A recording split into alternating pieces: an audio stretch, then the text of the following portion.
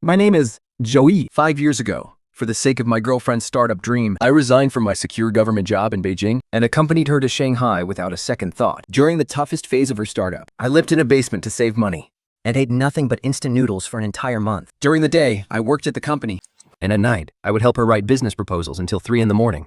Whenever she got drunk at business dinners, no matter how late it was, all it took was one phone call. The Suth. Shumuda. And I'd immediately catch a cab across half the city to pick her up and bring her home. After tucking her safely into bed, I would catch the very first subway to go pitch to clients myself. I truly believed that our hardships would eventually pay off. But when that day finally came, she became the high and mighty CEO everyone feared. While I didn't even have the right to ride the same elevator as her. Instead, it was Lin Mo, her assistant and first love, who got to accompany her on business trips in broad daylight and attend all her dinners. And until today, when she carelessly tossed a gift in front of me for the 99th time. With an indifferent tone, she said, "Been behaving yourself lately? Here is your reward." I opened it.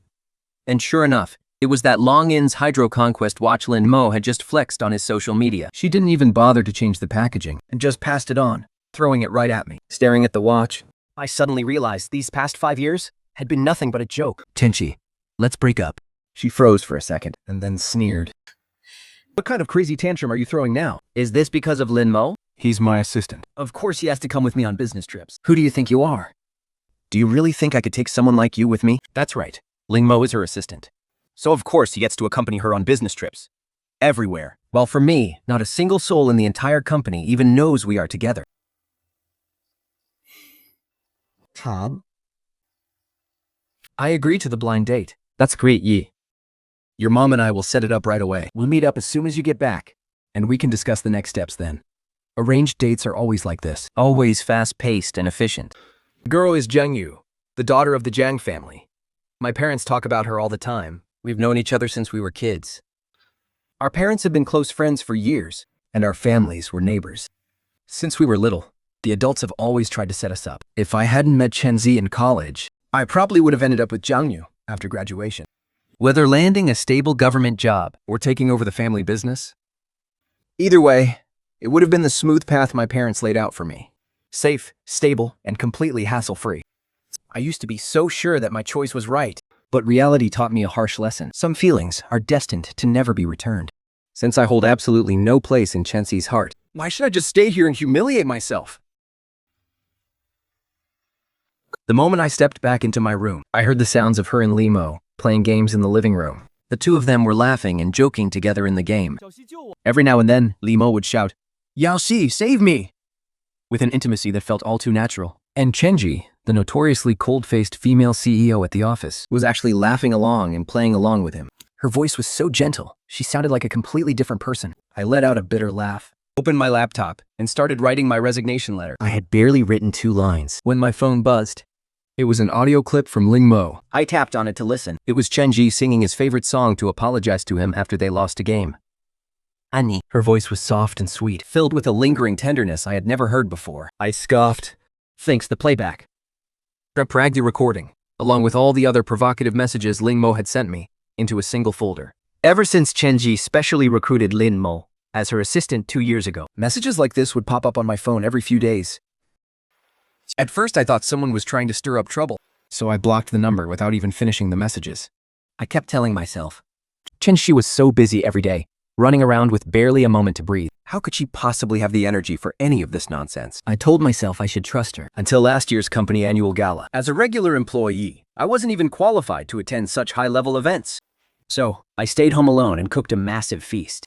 I wanted to wait for Chenji to come home so we could properly celebrate everything we had achieved over the past year. I lit the candles, opened a bottle of red wine, and sat at the dining table, waiting for over 2 hours. By the time I reheated the food for the 3rd time, my phone buzzed with a video message.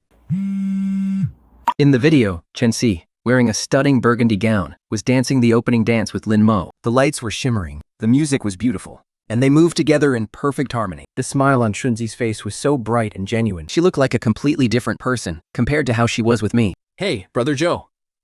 It's the company Garda tonight." C and I just finished the opening dance. "So many people are asking if we're a couple." She just smiled and didn't even deny it. She even told everyone that we were each other's first loves and that we've been together all this time. "Why didn't you show up?" "Oh, right. You couldn't make it anyway. At the very end of the video, The camera panned across the banquet hall. amidst the roaring applause, someone called out, "President Chen, you and Assistant Lin look absolutely perfect together." Chen Chi didn't deny a thing. She just smiled and raised her glass in a toast. I stared at my phone screen and down at the freezing cold food on the table and the candle that had almost burned down to nothing. Suddenly, the whole thing felt incredibly pathetic. I finally realized the truth. Those anonymous texts weren't trying to drive us apart. They were trying to open my eyes. Lin Mo, the assistant she had personally fast-tracked into the company, Really was Chen Xi's first love. From that moment on, we fought constantly because of Lin Mo. I begged her to keep her distance from him. But every single argument, in the end, I was always the one who backed down. Eventually, he didn't even bother to argue with me anymore. He started using work as an excuse to take Lin Mo to all kinds of business events. And every single time he came back, he'd bring me a gift. It was like he was placating a spoiled child, hoping I would just stay out of his business. A watch, a tie, a bottle of perfume. They were beautifully wrapped, but completely thoughtless. Until the 99th time. Have you been a good girl lately? Here's your reward. I stared at the Longing In's conquest watch, the exact same one that had appeared on Lin Mo's feed a week ago. Only now, the diamond-cut face was badly scratched and the clasp was bent out of shape, as if someone had deliberately thrown it. A sharp pain stabbed at my heart. I remembered Lin Mo's post, supposedly throwing a tantrum, but actually bragging. My CEO secretly bought me a Lonnie Ning's conquest. But I don't really like this style. Oh well, it's fine. He promised me that he'll take me to the boutique at the end of the month to buy a different one. Since Lin Mo didn't want it, Chen just tossed it to me. I swallowed the bitter lump in my throat. After finishing my resignation letter, I walked out to pour a glass of water. The living room lights were still on. Chen was slouched on the sofa. His phone screen glowing with a game over screen. "What were you doing in your room?" he asked. "I've been calling you forever, and you didn't even answer." "It's nothing," I replied quietly. "I just didn't want to disturb you and Lin Mo." His face stiffened for a fraction of a second. His fingers froze midair, and gang sound effects blared harshly between us. "What are you throwing a fit about now?" I couldn't be bothered to argue with him like I used to. I turned to walk back to the guest room, but he subtly grabbed my sleeve. But there's some... He yanked so hard that I stumbled backward. "Can you stop acting like this?" he snapped. "Just because Lin Mo and I went on a few business trips? You want to break up with me just because of a few video games? Qiu Yi. When did you become so petty?" Petty. That word again. For 2 years. Every time I felt uncomfortable about his relationship with Lin Mo, that was the only word I got in return. He sees nothing wrong with a guy who has a boyfriend, keeping his first love boyfriend by his side every single day, playing video games together, late into the night, or traveling together for work, as if they're joined at the hip. Of course, Lin Mo is his first love. He's his official assistant, always right by his side. He's the one Zhou Yi is willing to sing to late at night, just to soothe him. Well, I'm nothing but a regular employee who doesn't even have the right to get close. Suddenly, his phone rang. He immediately picked it up to answer. "I'm not playing anymore, babe. You should go to sleep. Don't wait up for me." Those incredibly intimate words pierced my eardrums like a needle. He said it so naturally, as if it were the most ordinary conversation in the world. I tried my best to swallow the bitterness in my chest and turned to walk away, but he stopped me. His eyes flashing with anger because things weren't going his way. "You heard him. He was just asking if I wanted to play games. Do you really have to react like this?" I looked at him and suddenly smiled. You're right. I shouldn't make a scene. I really don't have the right to pry into your personal life. His expression instantly turned cold. When he spoke, his voice was as dominant as ever. "I don't agree to break up." I looked at the way he was staring at me, as if we were looking at an insignificant speck that couldn't survive without his mercy. I laughed at myself in my head. The only reason he can be so demanding with me now is because of every single time I backed down, every time I comforted myself, and every excuse I made to let him off the hook. But now, I'm done. I don't need your permission. I'm just letting you know. Just then, a notification popped up on his phone. It was probably from Lin Mo, but he didn't even look at it. He just stood there, staring daggers at me. I turned on my heel and walked toward the guest room. After taking 2 steps, I stopped. "Oh, by the way, next time Lin Mo gets tired of that watch and wants a new one, just throw it straight into the trash. Don't bother bringing it back and calling it a gift. I don't collect garbage." The room behind me fell dead silent, but I could hear his breathing grow heavy with anger. I stepped into the guest room and quietly shut the door behind me. The moment I lay down on the bed, I got a text from my dad. "Ya Yi, Jiagyu is thrilled to hear you're coming home. He even said he's going to pick you up at the airport himself, staring at the screen. My eyes suddenly welled up with tears. So this is what it feels like to actually be cherished by someone. I texted my dad back and put my phone on silent, ready to get some early sleep. After all, I still have to go to HR tomorrow to finalize my resignation. Just before drifting off, I heard the click of the front door opening and closing. I kept my eyes closed and casually rolled over, completely unfazed. Ever since Ling Mo started working for Chen Zi, I had barely ever seen him before going to bed. I remember at the beginning, he claimed he was just too busy with work. He said coming home late would disturb my sleep. And back then, I actually thought he was being sweet and considerate. My heart swelled with warmth, and I even felt so bad that he had to work so hard. Later on, he didn't even bother making up excuses anymore. He just told me straight up, "You're a light sleeper. Sleeping in separate rooms is better for both of us." His tone was so casual, as if he were just dealing with some trivial, routine matter. Looking back now, it's so laughably pathetic. He wasn't afraid of disturbing me at all. He just didn't want me disturbing him. But actually, this is for the best. Sleeping alone is a whole lot more peaceful anyway. Maybe that's just how feelings are. Under the weight of daily disappointments, they just slowly fade away. That night, I slept more soundly than I had in a long time. No tossing and turning. No waking up, startled in the dead of night. I didn't even have a single dream. It was as if all the exhaustion I'd bottled up over the last 5 years finally found an escape route that night. The next morning, I took my resignation letter straight to HR. Since no one in the entire company knew about my relationship with Chen Shi, the exit process went surprisingly smoothly. Once you hand over your work today, you don't need to come in tomorrow. I nodded, feeling a strange sense of relief wash over me. Looking back now, keeping our relationship a secret actually worked in my favor. At least no one felt the need to run it by Mr. Chen to ask if he'd let me go. Just as I stepped out of HR and walked past the CEO's office, I instinctively glanced inside. Kisu was pushing the door open, carrying 2 bags of breakfast. He personally placed a cup of coffee on Li Mo's desk, then pulled a sandwich out of the bag, unwrapped it, and held it up to her lips. Inside that office, the one I was never allowed to just enter, he was carefully setting up breakfast for her. The morning sun streamed through the floor-to-ceiling windows, casting a warm glow over his profile. His gentle smile was painfully blinding. Mimo smiled, taking a bite of the sandwich, then held Chen's hands, feeding it back to his lips. But Chen Shi suddenly leaned closer and gently wiped away the sauce from the corner of her mouth. He did it so naturally, as if he'd done it 1,000 times before. I stood frozen, my feet glued to the floor. Mimo seemed to sense something. She looked up, her gaze shifting past Chen Shi's shoulder, and locked eyes right with me. Her lips curled up slightly, flashing a smug, triumphant smile. Then, she leaned in and whispered something into Chen Xi's ear. Chen Xi followed his gaze and looked over, and our eyes met. His face was completely blank. He just frowned slightly, then turned around and pulled the blind shut.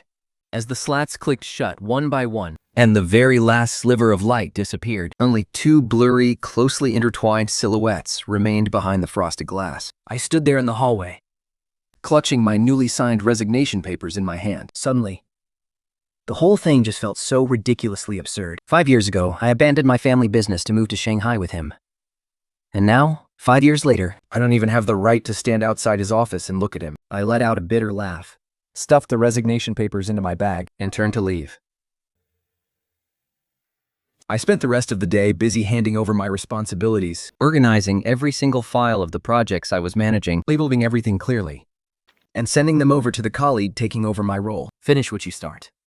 That's always been my rule, ever since I was a kid. That afternoon, when I went to the pantry to grab some water, I overheard 2 female colleagues whispering in the corner. They kept their voices low, but their tone was bursting with excitement. Hey, do you think President Chen and Assistant Lin are finally getting together?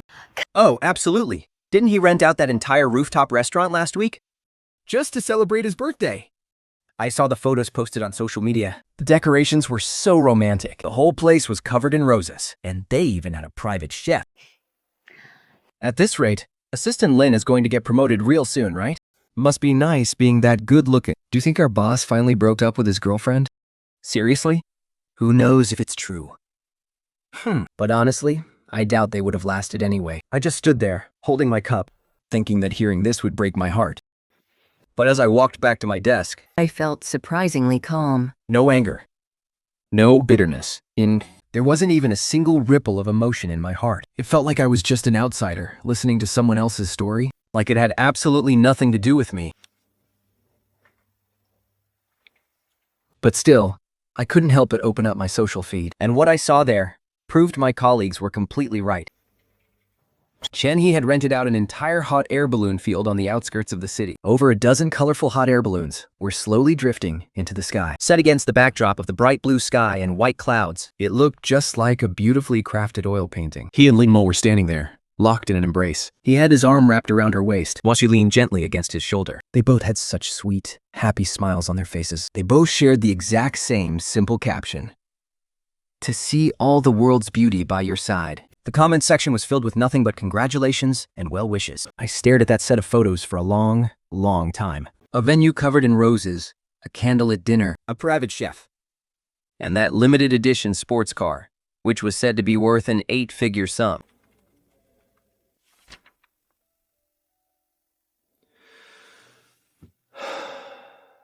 Looking at this incredibly romantic scene, I suddenly burst out laughing. It wasn't a bitter laugh, nor was it self-deprecating. I genuinely found it hilarious. Hilarious that it took me until now to finally see the truth. Hilarious that I actually wasted 5 years of my life waiting for someone who was never going to look at me. For the past 5 years, on every single one of my birthdays, he always had business dinners he couldn't get out of.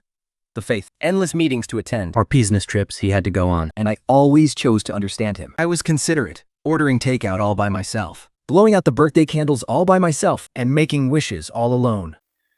I wished for his career to go smoothly. I wished for our relationship to grow stronger. I wished that all our hardships would finally pay off. Looking back now, those wishes were a complete waste of time. It turns out he wasn't incapable of being romantic. I just wasn't the one he wanted to be romantic with. It turns out he wasn't actually too busy. My birthday simply never made it onto his schedule. But you know what? That's fine. Now that I see him for who he is, I'm done waiting. I closed my feed and went back to organizing my last few handover files. The crisp, sharp click of my fingers on the keyboard sounded like it was putting a clean, final period on these past 5 years. As closing time approached, Lin Mo suddenly appeared right in front of my desk. He stood there with his hands shoved deep in his pockets, his voice dripping with a condescending, holier-than-thou attitude. It was as if him gracing me with a dinner invitation was some grand act of charity. "Hey, tonight we're going to that new Japanese restaurant. Let's go together." I didn't even look up and just kept packing my personal belongings on my desk. "Sorry, I already have plans." I sidestepped him. Grabbed my bag and walked straight toward the elevator. From behind me, Chun-Si's voice rang out. Not too loud, not too soft, but just loud enough for me to hear. "Momo, just ignore him. Like how incredibly petty he is and always acting so passive-aggressive. Who would even want to talk to him anyway?" Once I got home, I started packing my bags. After 5 years here, I actually hadn't accumulated much. Just a few changes of clothes, a box of books, and those model kits he always looked down on. I carefully wrapped each one up, packed them into cardboard boxes, and scheduled a courier to pick them up. While waiting, I sat on the couch and casually scrolled through my feed. Lin Mo had just spammed several posts in a row.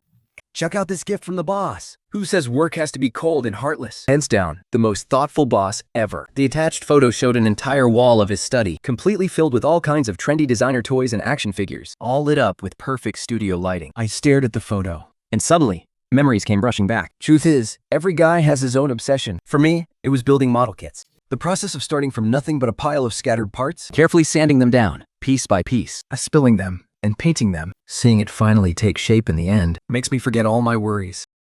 But Chen always looked down on it. How old are you? Still so childish. Already in your 20s. Still playing with kids' toys? I remember one time, I spent a whole weekend putting together a mecha model. Excitedly went to show it to him. He only spared it a single glance And said coldly, "If you have time for this useless junk, you'd better spend it figuring out how to get a promotion and a raise. From then on, I packed all my models away into the deepest corner of the closet and never took them out again. Yet now, he bought Lin Mo an entire wall of limited edition action figures. But whatever. I locked my screen and tossed my phone aside. Since I've decided to let go, I shouldn't let these things ruin my mood anymore. He can buy them for whoever he wants and be as romantic as he wants.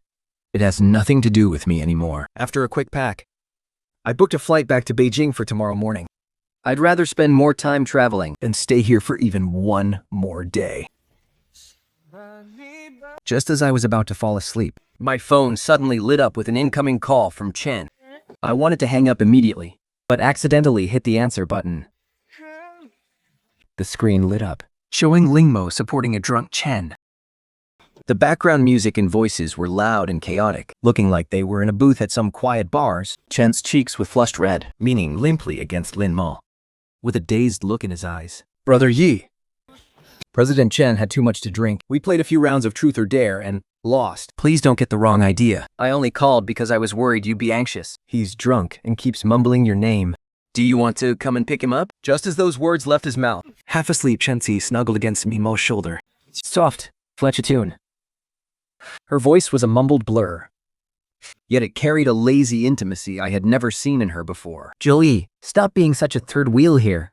Can't you see they're a match made in heaven? Clinging to her like this just makes you look pathetic. Haha. Haha. I recognized those voices. They belonged to Chen Ye's best friends. They had always looked down on me, a mere ordinary employee, believing I had married way out of my league by landing Chen Ye. on the screen, Lin Mo looked down at Chen Qi.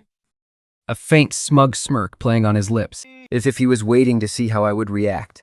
Especially since Lin Mo came back to work with her. I had been constantly dropping hints for me to know my place and step aside for him. Chench, did you ever actually love me? But as the irritation of being jolted awake surged in my chest, I just said, coldly, go find a hotel to crash. and stop ruining my sleep. With that, I hung up the video call and blocked Chench's number without a second thought. 2 a.m. A pounding on the door jolted me from my sleep. Brother Ye, President Chan needs some hangover tea. Still half asleep. I realized the voice was coming from right outside my guest room door. At first, I chose to ignore it, rolling over to go back to sleep. But the persistent knocking dragged on for several minutes, with absolutely no sign of stopping. My frustration finally conquered my drowsiness. I threw on a jacket and yanked the door open, Only to find Lin Mo leaning against the doorframe, with that same familiar look plastered on his face. smug, mocking, Yet trying so hard to look innocent. in the living room.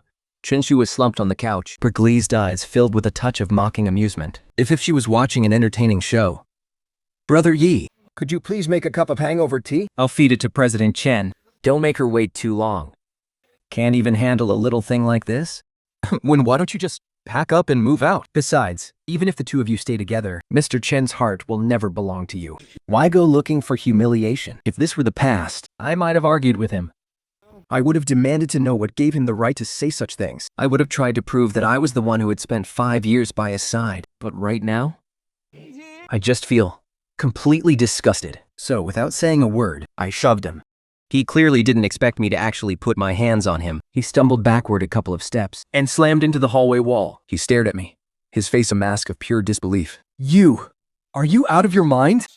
always lurking around in front of me. Do you really think you're that special? Lin Mo clearly didn't expect me to make a move. He stumbled back and slammed hard against the wall, looking at me in absolute shock. In the past, whenever he provoked me, I would always go to Chen Shi to demand justice. I always believed he only dared to act this way because Chen's who enabled him. So, I kept trying to fix the problem at its root. But looking back now, that only made him more reckless and shameless. He thought that, with Chen Shi backing him up, there was absolutely nothing I could do to him. But this time, when I shoved him, he just froze on the spot, unable to squeeze out a single word. But Chen immediately rushed over and gently held him, asking with deep concern if he was all right. Ling Mo's expression slowly shifted from shock to smugness. I knew exactly what he was thinking. He thought I had lost control, And that this would somehow give him the upper hand. he believed Chen would definitely blame me, While he got to play the perfect victim, thanking in his pity and affection. But what does any of that have to do with me? I don't even want Chen anymore. So why on earth should I tolerate him gloating in my face? Chen snaps and leaps to his feet. Without saying a word, he swings his hand to slap me. But I catch his wrist and shove him back with force. He stumbles backward, crashing straight into Lin Mo. Honestly, I was already holding back. At least I let him fall onto the sofa. With Ling Mo there to cushion his fall, it's a lot better than hitting the hard floor. The shove seems to snap Chenye back to reality. But Lin Mo, pinned underneath him, is in a far more pathetic state. His face contorts in pain, but he doesn't dare to make a sound. Chen stares at me, his eyes wide with shock. It's like he can't believe what just happened. Then again, in his eyes, I've always been his obedient, submissive partner. his most loyal follower. Even when I caught him fooling around with Lin Mo, I never fought back. And I never even raised my voice. You're gay. Have you lost your mind? Even if you hate me, how could you lay a hand on Mr. Chen? I clench my fists. But ultimately, I hold myself back. Right now, nothing matters more than catching my flight tomorrow morning. I can't afford any more complications. Casting a cold glance at the two on the floor, I turn around, grab my laptop bag from the room, and head straight for the front door. Chen stumbles to his feet, rushing over to grab my arm. His jacket slips off, falling onto the floor, leaving him in just his tank top. And that's when I see them. The undeniable marks all over his neck. The hickeys and bite marks sting my eyes.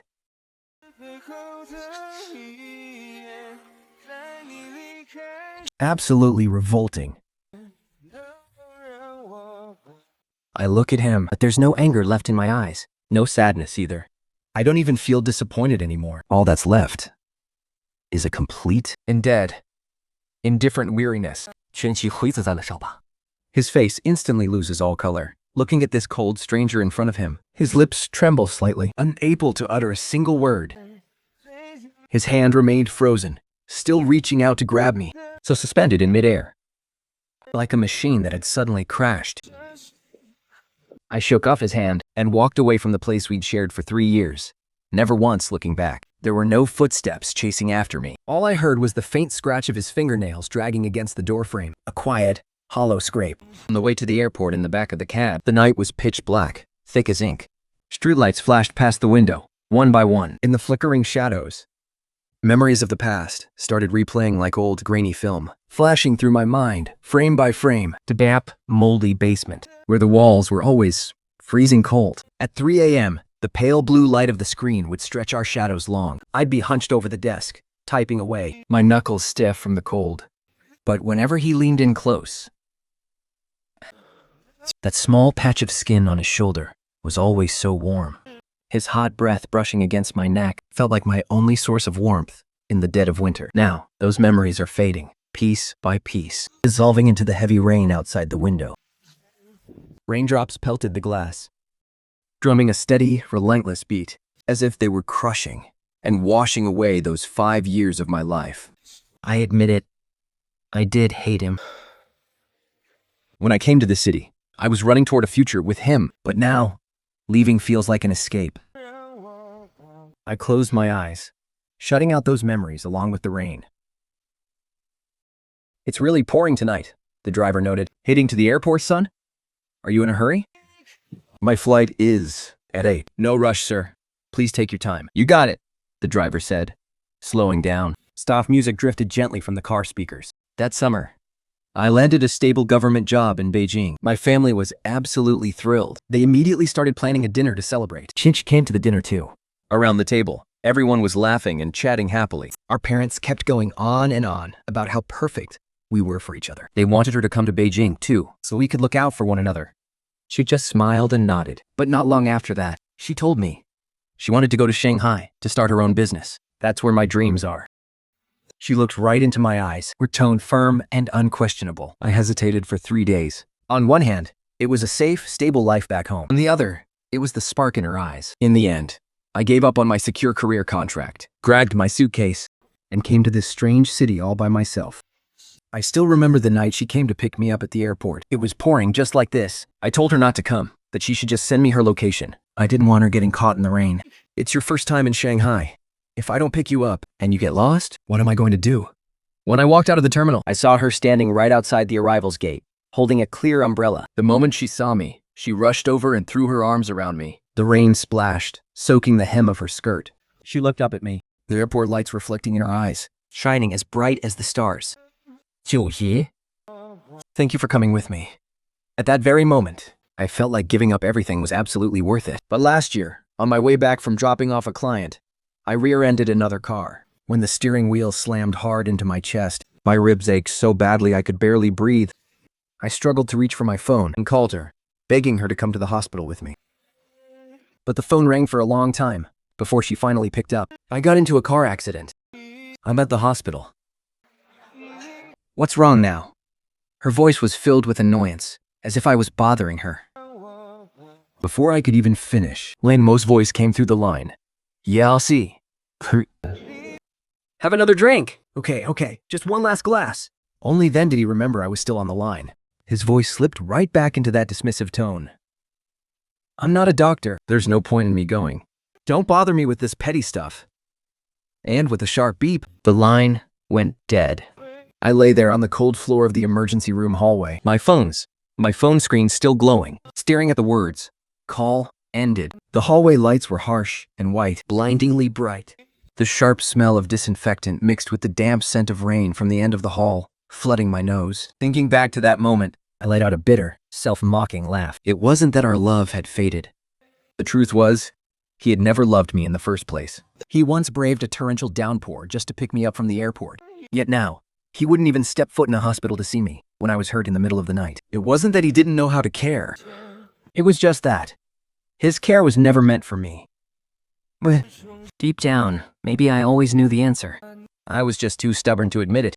For 5 years, in his heart, I was probably worth less than a passing stranger. But at least, I finally see things clearly now. By the time I reached the airport, the rain had stopped. It felt as if even the universe was helping me walk away.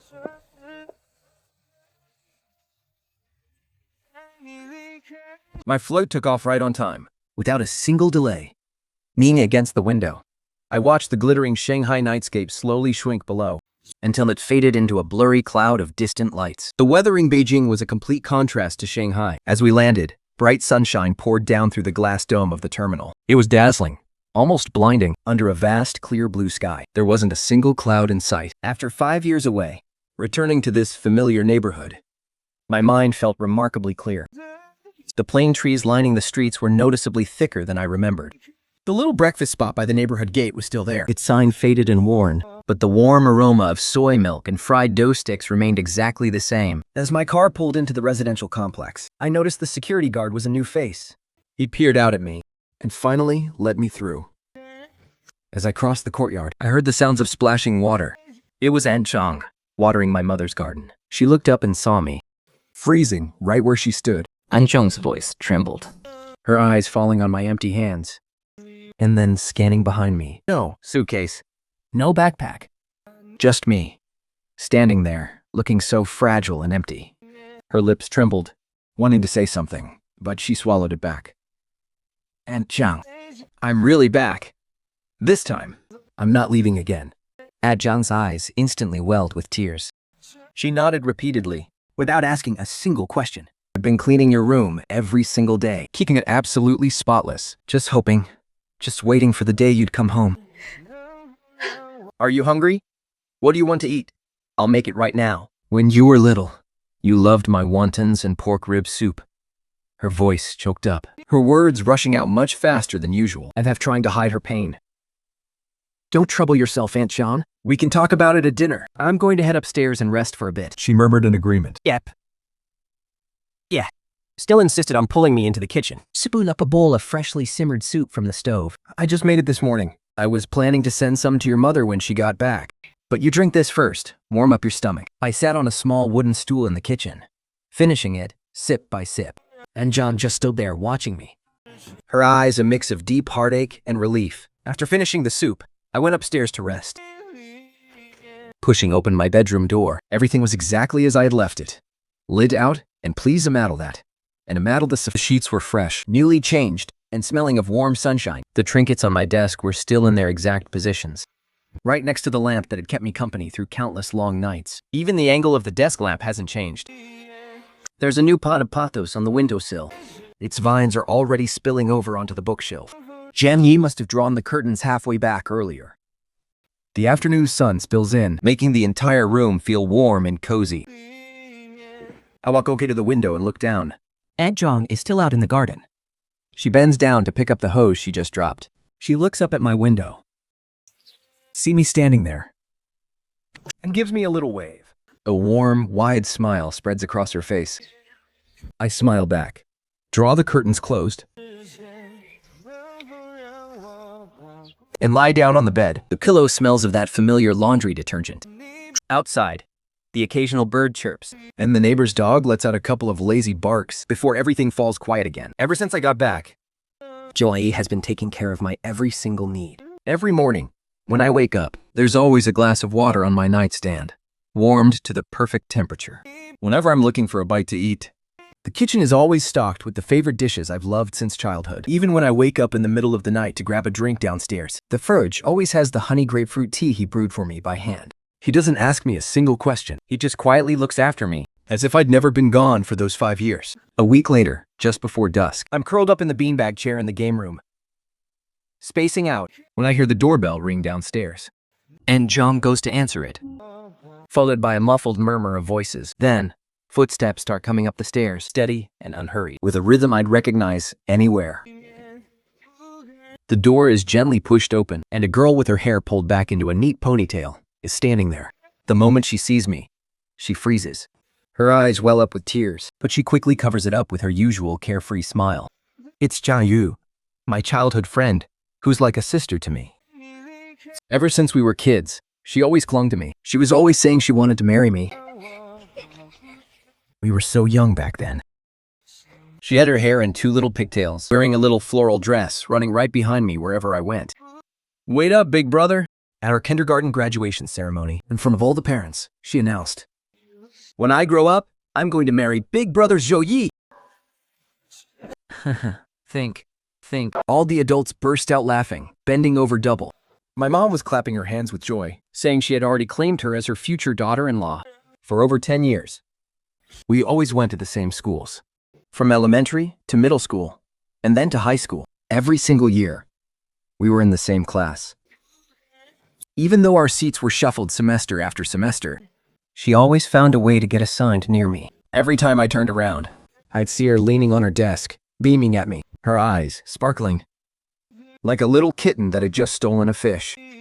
That was during the 2nd semester of 10th grade. I don't know where she got the courage. But during our recess exercises, she stood right in the middle of the schoolyard, holding up a hand-drawn sign. On it, written in messy, crooked letters, was, "Jui, I like you." The entire grade went absolutely wild. I was surrounded by the crowd, my face burning so hot. I wished the ground would just swallow me whole. But she wasn't shy at all. Beaming, she ran over, shoved the sign into my hands, and said, "Hey, keep this." I spent so much time writing it. From then on, the entire grade knew that Jiang Yu liked Joey. But back then, I hesitated. She would bring me water whenever I played basketball. In the winter, she'd wrap the very first scarf she ever knitted around my neck. She remembered every little thing I ever said in passing. My favorite snacks, the things I hated eating, the songs I kept listening to. She remembered every single detail. But back then, But there was this weird, unspoken friction between us. Because everyone just assumed we'd end up together.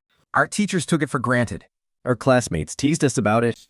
And both our parents constantly brought up our future marriage.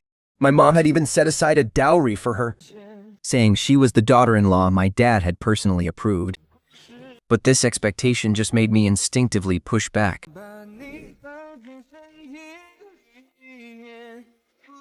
A 17-year-old boy always feels like his life shouldn't be mapped out for him. More natural and logical something seemed, the more I wanted to fight it. I kept telling myself, but I felt for her was purely brotherly. Just the habit of growing up together. It wasn't a crush, and it certainly wasn't love. Yet, every time she talked to other guys just a little too much, my chest would tighten with jealousy. This contradiction tortured me all through high school. After graduation, I went abroad, while she stayed in Beijing. On the day of my departure, she came to see me off. Her eyes were completely red, but she held back her tears. She stubbornly forced herself not to cry. She shoved a small box into my hands. Inside was a pair of matching couples bracelets. She had hand-woven them herself. One blue and one pink. "You wear yours first," she said. "Whenever you finally figure things out, "Send the blue one back to me." and I'll wear it." And I just smiled and packed the bracelets into my suitcase. But I never once wore them. Later, I met Chenji, and eventually, Chenzi and I moved to Shanghai. Over those 5 years, Jiang Yu would occasionally text me. Her messages were always simple. "Have you eaten yet? It's snowing in Beijing. I've learned how to make braised pork. I'll cook for you when you get back. I only replied every now and then. Most of the time, I just left her on red. It wasn't that I didn't want to reply. I just didn't know what to say. I always felt like I owed her. But I couldn't quite put my finger on what it was. In our circle, the parents are actually considered quite open-minded. They never forced me into an arranged marriage. And they never weaponized family interest to hijack my feelings. But back then, I found all of this so contradictory. Those perfectly matched marriages in our circle, they look so glamorous on the outside, but who knows what they're actually like behind closed doors. After all, the rules of this world, I know them all too well.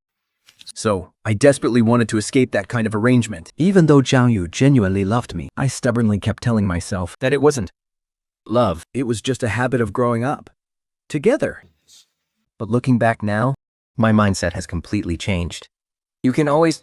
If I could do it all over again, I would definitely slap some sense into my past self. To think I gave up on a girl who had been waiting for me since childhood, just to go to the ends of the earth for someone else. And what did that get me?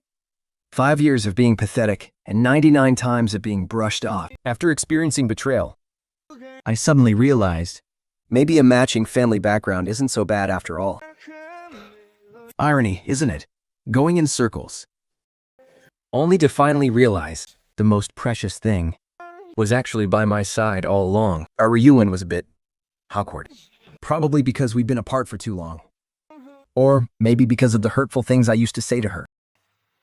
She sat on the carpet across from me, with her hands resting on her knees. But she was no longer chattering away non-stop like she used to. She would occasionally look up at me, and then quickly look back down. Her fingers unconsciously twirled the hem of her shirt. The closeness we once shared seems to have been diluted by 5 years of time. I knew exactly why she had come. After all, I was the one who suggested this blind date in the first place. But now that we were actually sitting face to face, I had no idea what to say. 1,000 words were choked up in my throat, leaving me with nothing but a dry, long time no see. Yeah. Long time no see. And then, silence fell again. An indescribable awkwardness hung thick in the air. Jody. She called my name softly, hesitating to speak. Her fingers twirled the hem of her shirt even faster. I looked at her profile, and a sudden wave of guilt washed over me. 3 years of high school. She had pursued me for 3 whole years. But every single time, I used my studies as an excuse, saying school was too intense right now, that I didn't want to be in a relationship, and that we should wait until after the college entrance exam. Every time I rejected her, she would freeze for a moment, then smile, nod, and say, "It's okay. I'll wait for you." She tried so hard to smile, so hard, that I could see the tears glistening in her eyes, but she would never let me see her cry. On the day of our graduation ceremony, she confessed her feelings to me once more. The babble. The sun was beautiful that day. She wore a white dress, with her hair let down, looking even more gentle and quiet than usual. Jiao, we're both going to college now. Can we start dating? Her voice trembled slightly, but she spoke with absolute sincerity. She was so serious that for a fleeting moment, I actually wavered. But in the end, I still shook my head. I still don't have any plans to date right now. I spoke in barely a whisper, mumbling a pathetic, half-hearted excuse that even I found ridiculous. Her smile froze on her face. Her lips trembled slightly, yet she still forced a weak smile. It's okay. I can keep waiting. Looking back now, wasn't I just a complete bastard? Stringing her along? I knew I couldn't return her feelings, yet I couldn't even bring myself to give her a clean break. Honestly, thinking about it now, maybe all my romantic setbacks over the years are just karma. Later, I deliberately went abroad, putting half the world between us. I thought the distance. We could have a finally move on. But she still showed up. During winter break of my freshman year, in weather that was more than 10 degrees below zero, she was wearing a white down jacket. Her face was flushed red from the cold, and the tip of her nose was bright red. The bouquet of roses in her arms looked painfully bright against the bleak, gray winter. The moment she saw me, her eyes lit up. She ran over and shoved the flowers into my arms. Joey, I've been thinking about this for so long, and I just can't bring myself to give up on you. What kind of girls do you like? Tell me, and I can change. You said you didn't want to date back in school. But we're in college now, so it's okay, right? She had no idea that just 1 month ago, I had already made things official with Chenzi to make sure Chenzi wouldn't misunderstand. I grabbed the bouquet of roses from her hands and threw it onto the ground right in front of the passing crowd. The petals scattered everywhere, a few of them landing on her white shoes, looking as jarring as bloodstains. I turned on my heel and walked away, leaving her standing all alone in the middle of the plaza, right next to those ruined, scattered roses. Later, my friends told me she just stood there, freezing in the bitter wind, more than 10 degrees below zero, bending down to pick up the scattered flowers, one by one, holding them tightly against her chest before collapsing onto the ground, sobbing. A few girls walked over to comfort her, but she just shook her head, whispering that she was fine. Yet, her tears just wouldn't stop falling. Are you out of your mind? That poor girl traveled all this way just to see you, and this is how you treat her. Even if you're just regular friends, you don't do that. You've gone way too far. Jody, you're a real piece of trash. I clutched my phone, opening my mouth to explain, but the words died in my throat. How could I explain? By telling her I already had a girlfriend? But so what? Even Chen's wasn't in the picture. I still shouldn't have treated her like that. I wanted to send her a message to apologize, but I was so afraid she would get the wrong idea. I didn't even dare to write a single word of explanation. In the end, I only sent a cold, simple, "I'm sorry." It was so half-hearted, like I was just checking off a chore. From then on, she never reached out to me again. The only texts I got were those generic, mass-produced holiday wishes. Back then, I self-righteously thought it didn't matter, assuming she wouldn't care about my feelings anyway. And now, she's sitting right across from me, smiling just as softly and quietly as she used to, as if nothing had ever happened. But I can't forget. I can't forget that winter. I can't forget those roses scattered all over the ground. I can't forget the image of her crouching on the plaza, picking up those flowers. All the relationship setbacks I faced over the years, maybe they really were just karma catching up to me. I'm so sorry. I prepared an apology gift for what happened back then. Would you be willing to accept it? Oh, I stopped being mad about that a long time ago. So, where's my gift? Will you marry me? She looked down at the documents on the coffee table, then looked back up at me, and then back down at the documents. It was as if someone had hit the pause button on her. And then, her eyes suddenly welled with tears. His lips pressed into a tight, thin line, struggling to hold back his emotions. His voice cracked, raspy and raw, but cleared his throat before continuing. So, is this your apology gift? Yeah, I replied. The most expensive kind. I'll spend the rest of my life making it up to you. Burst out laughing. Even as tears spilled down his cheeks. He quickly wiped his face, then grabbed his $4.99 and household register. Leaping up from the carpet, he grabbed my hand and bolted for the door. Let's go. Come on, before you change your mind. He dragged me along as we sprinted downstairs. Andron poached head out from the kitchen. And when she saw us running past hand in hand, she almost dropped her spatula right onto the floor. Jiang Wei's car was parked right in the courtyard, a low-profile black sedan. He flung the passenger door open, shoved me inside, and revved the engine. The car shot forward like an arrow released from a bow. The sheer speed of it reminded me of his cousin, the professional racer. No wonder he was such an incredible driver. It must run in the family. Finally, the marriage registry. We finally pulled up right outside the Civil Affairs Bureau. In less than 30 minutes, we officially had our marriage certificates in hand. He threw himself into my arms, in pure excitement, wrapping his arms tightly around my neck. He was clinging to me with his entire body, his voice ringing out loud and clear. This isn't a dream, is it? We're actually married. He let go of me and opened up that bright red marriage certificate once more, staring at it over and over again, as if he was terrified it might suddenly vanish into thin air. As he stared at it, he suddenly fell quiet. He slowly and cautiously raised his head, his voice filled with a trace of anxiety, as if he desperately needed reassurance. Can I tell people? That's when it finally clicked. He was probably worried that I wasn't ready yet, that I'd mind making our relationship public, or that this was all just a heat-of-the-moment thing. My heart ached for him. I leaned down and gently kissed his forehead and said softly, "You can announce it however you want. Post it on social media. Throw a party, whatever makes you happy. It's just, I was actually planning to pick up the rings today and officially propose to you. I didn't expect you to beat me to it." I hope you don't mind that we did things backward. I gently ruffled his hair and led him to the car. This time, I was the one driving. He sat in the passenger seat, holding the little red certificate up to the sunlight, studying it over and over. Jiang Yu murmured, "Yep, it's correct. How could there be a mistake? I'm just double-checking." He carefully tucked the marriage certificate into his bag, patted it, and then turned to look at me. "Oh, and by the way, the ring has to be a fixed size, okay?" "Of course." He tilted his head, a hint of playfulness in his eyes. "Do you even know my size?" I smiled and confessed. "Even if I didn't, I'd find a way. I could ask around, or ask something directly. And if all else failed, I could always ask your cousin for help. Either way, the size would be spot on." As I spoke, there was a touch of smugness in my voice. Jiang Yu's eyes lit up. I could see his unstoppable smile reflecting in the mirror. "My cousin?" "Yang Yu." He tilted his head, thinking it over, and suddenly the light bulb went off. No wonder he brought over a ring the other day and said he wanted to give it to me. He kept complaining that the size was off and insisted on measuring my finger. I was actually wondering about that. Since when did he get so generous? She laughed, finding it more amusing the more she talked. She covered her mouth, giggling. He even claimed he was opening a jewelry store and wanted me to try on the new arrivals. Turns out he was just covering for you. So, how on earth did you convince him to help? My cousin is incredibly stubborn. Normal people can never get through to him. I scratched my head sheepishly.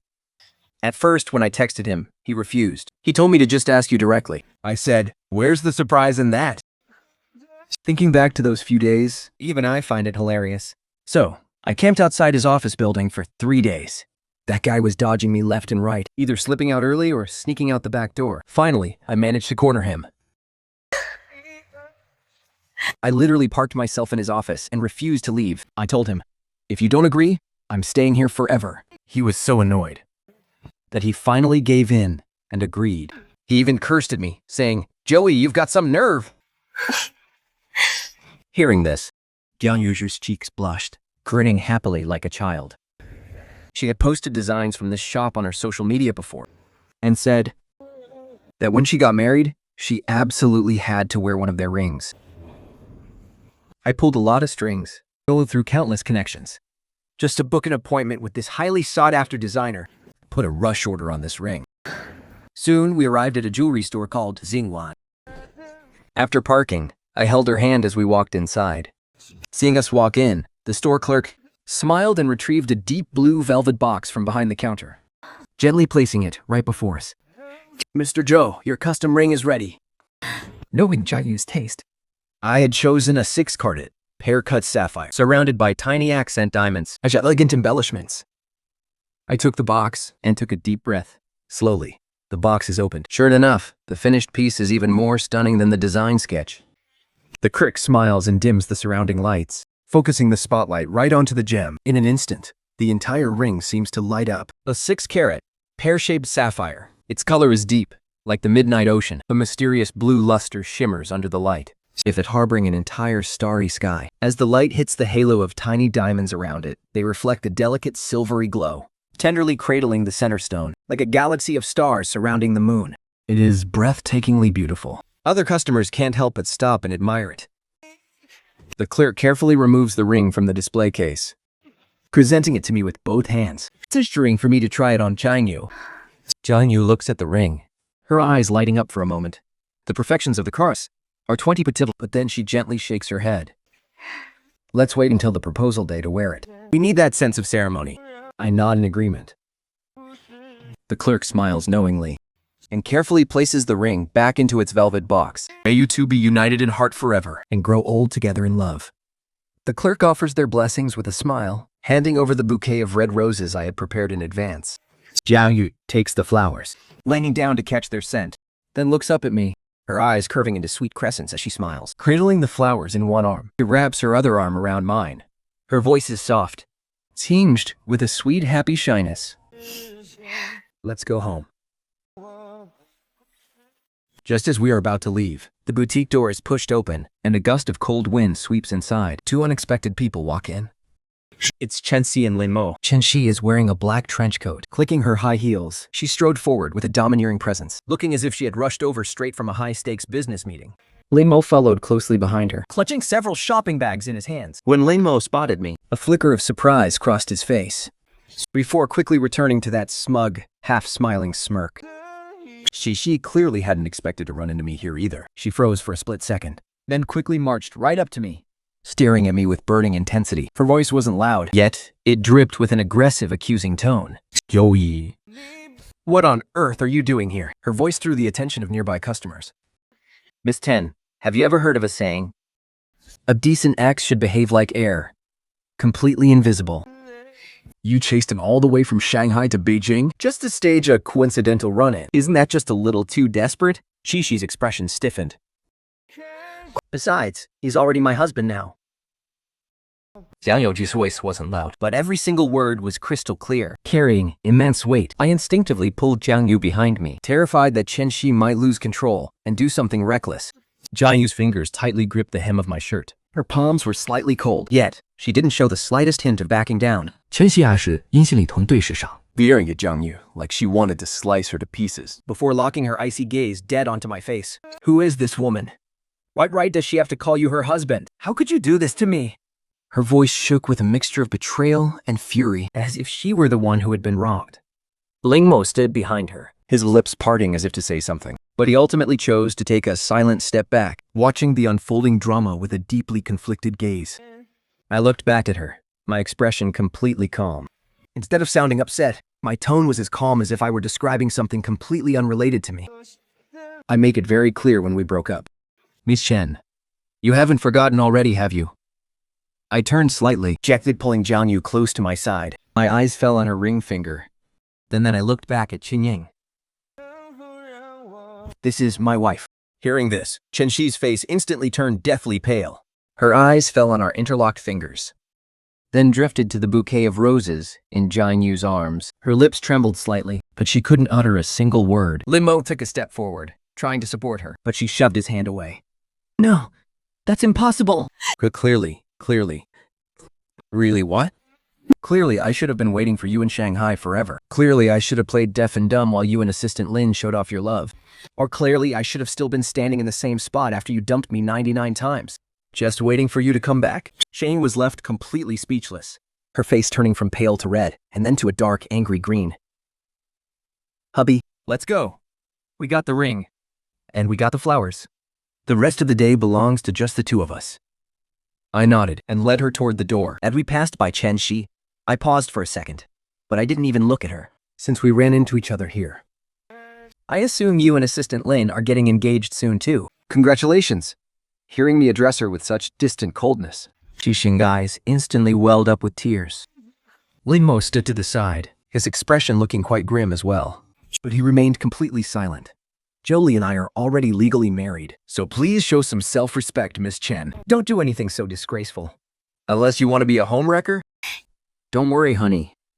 I have absolutely no interest in my exes. Of course not. After all, you are the man I chose. With that, she planted a kiss on my cheek. And holding my arm, we walked out of the jewelry store. But not before she cast one last provocative glance at Chen Shi. 3 days later, the clerk called to tell me that the finished pieces were ready for me to look at. When I arrived at the boutique, The clerk brought out a dark velvet tray from behind the counter. On it lay several pieces of newly crafted jewelry, arranged neatly. Mr. Zhou, according to your requests, we've designed these different matching options. Please, take a look. The designer had clearly put a lot of heart into them. Every single detail was exquisitely crafted. I picked up each piece, examining them closely. In my mind, I pictured how beautiful Jiang Yu would look wearing them. Then, I pointed out a few details to the clerk that needed some adjustments. The clerk noted down every detail, and then placed a warm cup of tea right by my hand. She hesitated for a moment, and lowered her voice and said, Mr. Zhou, there's something I think you should know. what is it? Well, after you left that day, That Miss Chen stayed in the boutique for a very long time. She kept asking for your contact information. and even your home address. She claimed she was your ex-girlfriend and said she had something extremely important to discuss with you. Naturally, we politely declined. After all, customer privacy is something we absolutely Never disclose.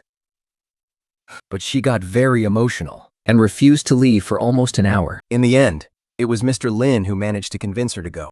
Lin Mo? Yes, that's him. The gentleman who came in with her. He stayed by her side the whole time, but Miss Chen didn't seem to appreciate it at all. He pushed him away several times, Insisting she just wanted to be left alone. I fell silent for a few seconds. Did she say anything else? The clerk glanced at me, hesitating before she spoke.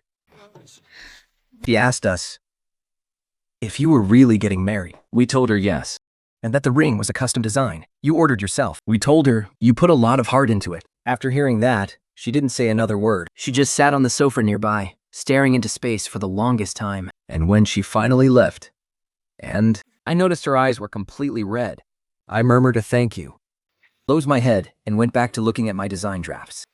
But no matter how hard I tried, I couldn't focus. I honestly couldn't understand what Chen Shi was thinking. I'd already walked away. Isn't this exactly what they wanted? He and Lin Mo, one is the CEO, and the other is his assistant. Reunited with his first love, spending every waking moment together. The entire company thinks they're a match made in heaven. He bought Lin Mo sports cars, gooked hot air balloons, and gifted him a whole wall of collectible figurines. Even the gifts he brought back for me from his business trips, just trash he got tired of and threw away. So what's with him coming back to pester me now? I picked up my teacup and took a sip. The tea was already cold, yet a faint, sweet aroma still lingered. My phone buzzed. It was a text from Jiang Yu. I saved some pork rib soup for you. Auntie Jiang said, if you don't come home to drink it, he'll personally come and drag you back. I stared at the screen for a few seconds. And my lips curled up in an involuntary smile. Another message popped up, still from Jiang Yu. Be careful on your way back. Don't stress over all that nonsense. You're my husband. Remember that. I stared at the screen for a few seconds, and most of the suffocating gloom in my chest instantly melted away. It's like he always knows exactly what I'm thinking. When I passed the flower shop on the corner, I stopped and bought a bouquet of his favorite daisies. Let the past stay in the past. Right now, all I want is to go home.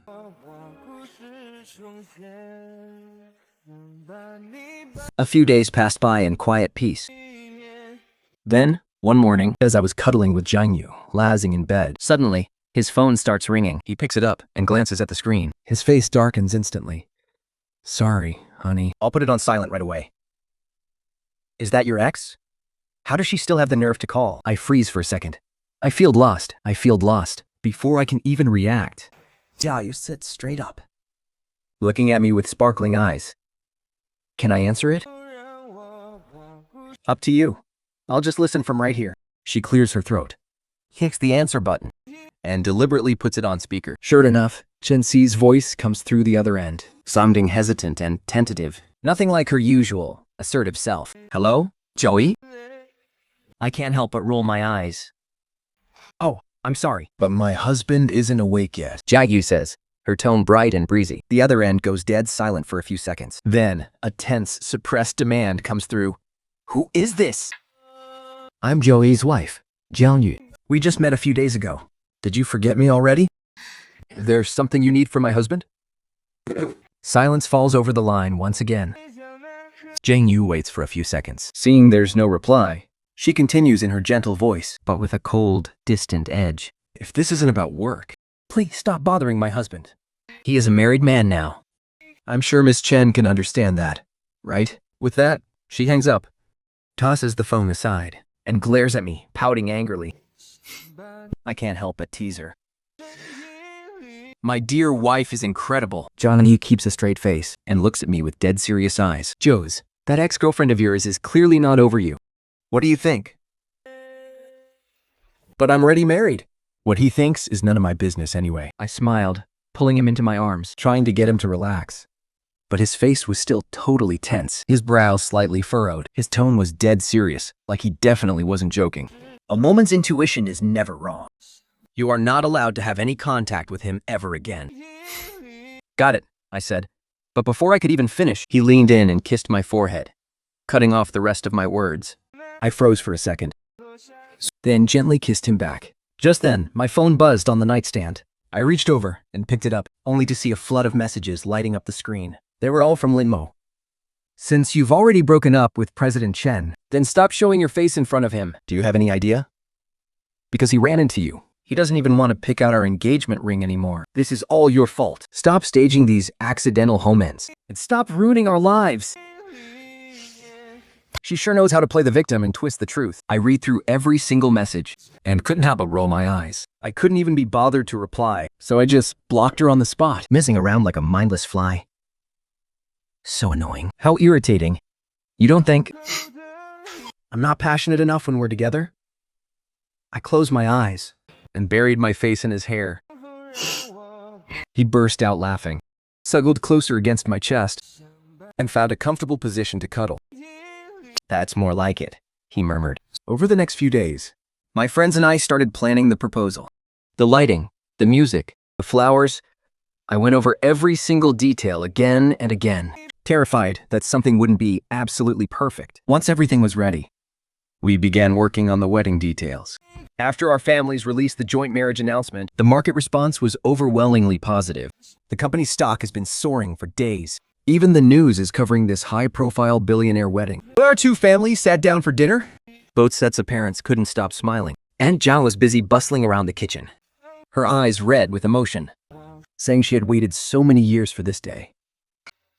Everyone was completely swept up in the joy. But that night, 蒋永物实验的霸数 his phone was charging on the desk, the screen flashing repeatedly. I was about to call out to him, but I froze the moment I caught a glimpse of the screen. It was a message. The sender was Kenji.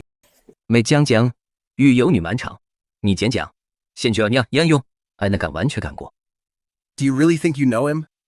He only came crawling back to you because of your family's wealth. You don't actually think he loves you, do you? He was willing to give up everything for me back then, and he'll easily dump you for someone else tomorrow.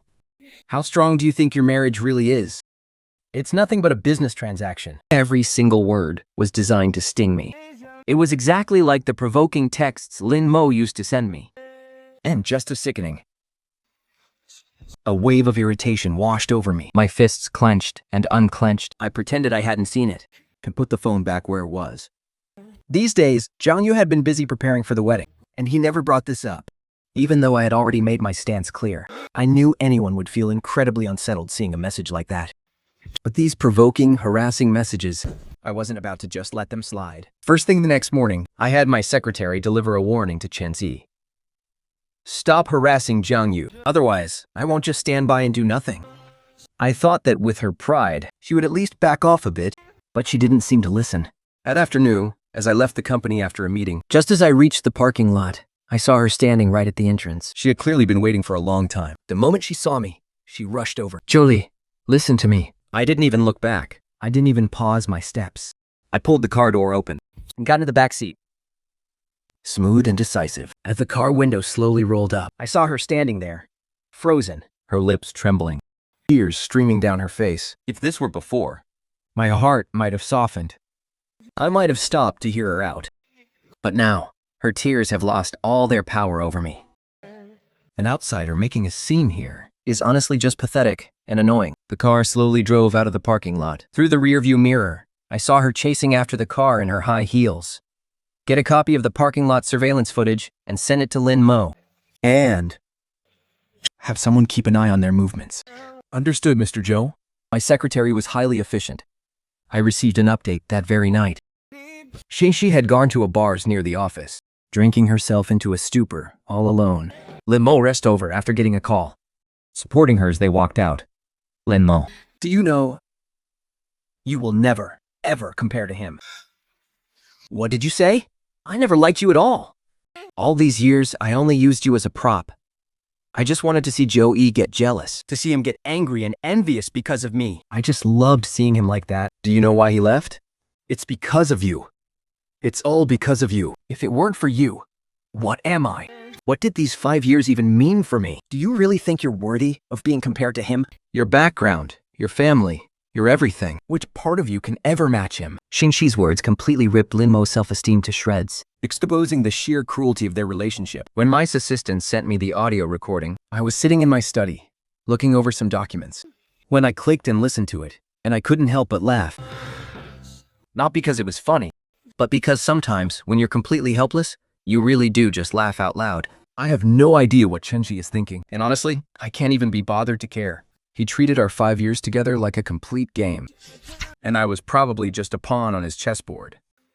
Now that the game is over, he's still chasing after the pawn he lost.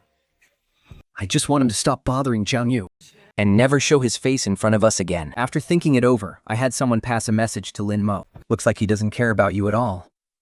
Since you're both still in Beijing, if I were to ask him out, Do you think he'd come running to me in a heartbeat? I know it sounded incredibly harsh. My only intention was to get him to take Chenji and leave Beijing, but I never could have expected what happened next. A horrific car accident occurred on the Jiangnan Ring Road, leaving both of them critically injured, reportedly caused by a violent argument inside the car. The victim's clothes matched exactly what Chen Si and Lin Mo were wearing this afternoon. I didn't even know how to feel about it. It wasn't pity, and it wasn't satisfaction either. It felt more like watching a long drama with a terrible ending. Even though you've already lost interest, you're still forced to see how it ends. 江庸摸到把他推进了笑偶。 And rested his head on my shoulder. After a long silence, I leaned down, kissed the top of his head, and whispered softly, Baby, being, let's have a baby. He looked up at me, His cheeks blushing slightly, and his eyes reflecting the warm, golden light of the living room, filled with sheer happiness and shyness. Okay. In the days that followed, We happily poured all our energy into planning our wedding, putting everything about Chen Si and Lin Mo completely behind us. When we occasionally saw follow-up reports about that car accident, we learned that both of them were finally out of critical danger. but his subsequent recovery would be long and grueling, and Trini's company fell into turmoil because of his prolonged absence. I scrolled past the news, completely unfazed, without giving it a second glance. The wedding preparations were busy, but sweet. Jiang Yu meticulously oversaw every single detail, from the style of the wedding dress to the venue decorations. She strove for absolute perfection. Her notebook was packed to the brim with all kinds of reminders. Even Zhong joked that Shell Yu's focus made her look more nervous than during the college entrance exams. As for me, I accompanied her to try on wedding dresses and choose rings, soaking in this long-awaited happiness and peace. Finally, surrounded by everyone's blessings, our grand and romantic wedding took place. The weather that day was beautiful, with perfect sunshine. The lawn was transformed into a sea of white flowers. Roses and baby's breath were woven into arches. As a gentle breeze blew, petals drifted softly through the air. I stood beneath the floral arch, watching her walk toward me step by step in her pure, white wedding dress. Suddenly, my eyes welled with tears.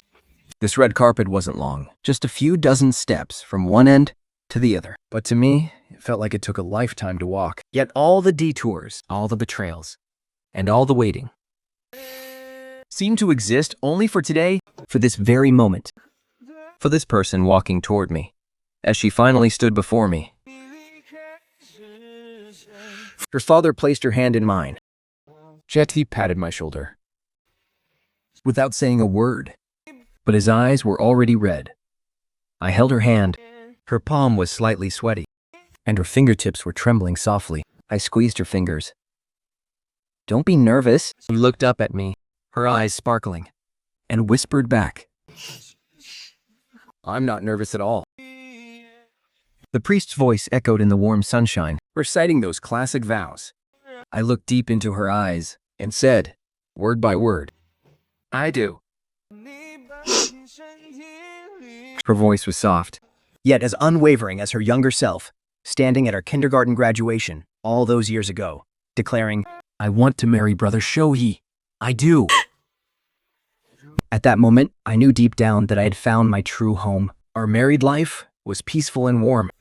Jiang Yu was so gentle and caring, keeping our home in perfect order. Before long, Jiang Yu got pregnant, just as we had hoped. The day those 2 lines appeared on the pregnancy test, she came rushing out of the bathroom holding it up, tears welling up in her eyes, completely at a loss for words. Look! They took one look at it, And immediately swept her up in my arms, spinning her around the living room. Put me down! Careful with the baby. That snapped me back to reality, and I gently set her down. I kept my hands wrapped around her waist, refusing to let go. The news filled our entire family with pure joy. My mother rushed over from the old family estate that very day, bringing a huge bag of baby clothes and supplies, same she had prepared them long ago. Even my father laughed out loud over the phone, which was a rare sight. promising to prepare a grand gift for his grandchild. As for me, I cherished and protected her with everything I had. Staying right by her side through every single bout of morning sickness. Watching her belly grow bigger day by day, I felt the incredible power of life and the heavy weight of responsibility on my shoulders. but fate always seems to love disrupting a peaceful life. It was just an ordinary afternoon when I suddenly received a call from an unknown number. One afternoon, while I was at the office handling company business, My secretary hurried in. her face looking tense and grim, She held a document in her hand. Thinking to speak. Mr. Zhou, there's a new development regarding the car accident involving Chen Shi and Lin Mo. because of the severity of his injuries, Lin Mo. The doctors couldn't save him. He passed away yesterday. And although Chen Shi managed to survive, her condition is still far from stable.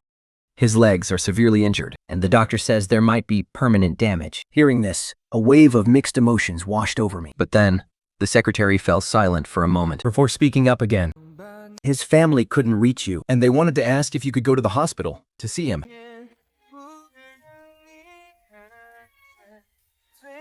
I put down my pen, leaned back in my chair, and stared blankly at the ceiling. Even though he deeply hurt me in the past, We did love each other once, after all. in the end, I decided to go to the hospital to see him. Inside the hospital ward, I saw a frail-looking Chen Ji. His face was deathly pale, And his eyes were lifeless. Juji, You're here. I stood quietly by the bed, saying nothing. I was wrong. I shouldn't have treated you that way. I thought I had everything under control, and that you'd always be there for me. but I never expected that in the end. I'd lose absolutely everything, Lang Mo is gone. and the company is on the brink of collapse. I have nothing left. Joey, tell me, do I deserve this? Let's just let the past stay in the past. Saving a life has its own karma. My love, No matter what happens, you and our baby are the most important things in my life. When I returned home, I saw Zhang Yu basking in the sun in the garden. Her face radiated a warm, maternal glow. I walked over and knelt down beside her, Gently pulling her into my arms. and rested my face against her baby bump. I knew we would be happy forever. The little one in her belly seemed to sense something, And gave a gentle kick. right against my cheek. My eyes filled with warmth, and I gently kissed her belly. My love, no matter what happens, you and our baby are everything to me. Zhang Yu froze for a moment, she must have seen something in my eyes. Because she didn't ask any questions. Instead, she just smiled and gently stroked my hair. as if she were comforting a big kid. At that moment, I knew we would be happy forever. As the days went by, Zhang Yu's belly grew larger by the day, and getting around became harder and harder for her. Every day, the very first thing I did when I got home from work was Jetty rub her swollen ankles. and walk with her slowly around our neighborhood, She always laughed at how tense I was, saying pregnant women aren't that fragile. but whenever I leaned down to listen to the baby's heartbeat, her eyes would instantly soften. 2 weeks before her due date, she woke up in the middle of the night with sharp labor pains. I bolted upright in bed, completely panicked, and scrambled to grab the hospital bag we packed weeks ago. I rushed her straight to the hospital. She was in the delivery room for 6 long hours. I paced back and forth down the hallway so many times I lost count. My palms were soaked with sweat. My parents kept telling me to sit down, but I couldn't sit still, and standing only made my legs shake. In the end, I just leaned against the wall, checking the time on my phone over and over. Finally, the delivery room door swung open. Congratulations, it's a boy. 7 pounds, 8 ounces. Mother and baby are both doing great. When the nurse handed that tiny little thing to me, my hands wouldn't stop shaking. He was so incredibly small, Just a tiny, wrinkled little bundle. his eyes weren't even open yet.